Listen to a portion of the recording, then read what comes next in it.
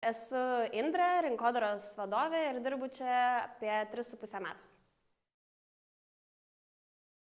Tai visa veiksmų ir projektų paletė, kad mūsų prekės ženklas būtų matomas, girdimas, mylimas ir perkamas.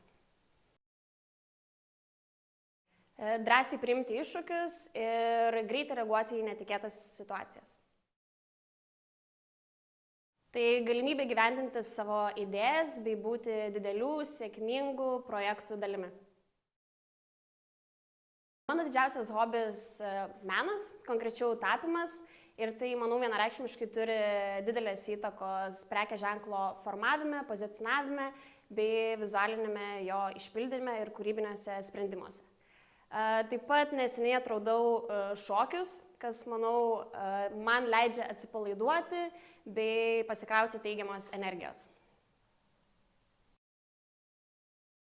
Palinkėčiau drąsos ir atskleisti visą savo potencialą, nes, manau, mes patys dažnai nežinom, kiek daug slypi mumyse. Tad nebijokit, rizikuokit ir judėkit į priekį.